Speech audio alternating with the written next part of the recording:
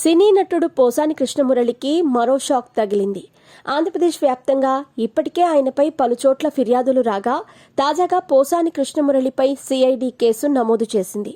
ఆంధ్రప్రదేశ్ తెలుగు యువత ప్రతినిధి బండారు వంశీకృష్ణ ఇచ్చిన ఫిర్యాదు ఆధారంగా ఏపీ సిఐడి అధికారులు పోసాని కృష్ణమురళిపై కేసు నమోదు చేశారు. సెప్టెంబర్ నెలలో నిర్వహించిన ఓ మీడియా సమావేశంలో ముఖ్యమంత్రి నారా చంద్రబాబు నాయుడును కించపరిచేలా పోసాని కృష్ణమురళి ప్రసార మాధ్యమాల్లో మాట్లాడారని బండారు వంశీకృష్ణ ఫిర్యాదు చేశారు.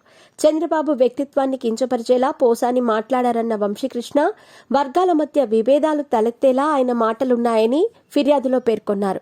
ఈ ఫిర్యాదు ఆధారంగా పోసాని కృష్ణమురళిపై సిఐడి అధికారులు 111, 196, 353, 299, 336, 3, 4 అలాగే 341, 61, 2 BSS సెక్షన్ల ప్రకారం సిఐడి కేసు నమోదు చేసింది. మరోవైపు CM Nara Chandrababu Naidu, deputy CM Pawan Kalyan, IT మంత్రి నారా లోకేష్లపై అనుచిత వ్యాఖ్యలు చేశారంటూ ఇప్పటికే పలుచోట్ల పోసాని కృష్ణమురళిపై పోలీస్ స్టేషన్లకు ఫిర్యాదులు అందాయి.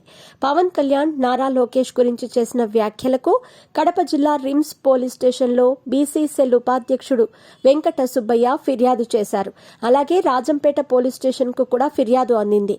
ఇక టీటీడీ చైర్మన్ బీఆర్ నాయుడు గురించి కూడా పోసాని కృష్ణమురళి అనుచిత వ్యాఖ్యలు చేశారు అంటూ రాష్ట్ర వ్యాప్తంగా ఫిర్యాదులు వచ్చాయి. పోసానిపై చర్యలు తీసుకోవాలంటూ పలు పోలీస్ స్టేషన్లలో టీడీపీ శ్రేణులు ఫిర్యాదులు చేశాయి. అనంతపురం, బాపట్ల, పల్నాడు జిల్లా నరసరావుపేట, చిత్తూరు, తిరుపతి, కృష్ణా, పశ్చిమ గోదావరి జిల్లాల్లోనూ ఫిర్యాదులు చేశారు. మరోవైపు సినీ నటి శ్రీరెడ్డిపైన పలుచోట్ల ఫిర్యాదులు అందాయి.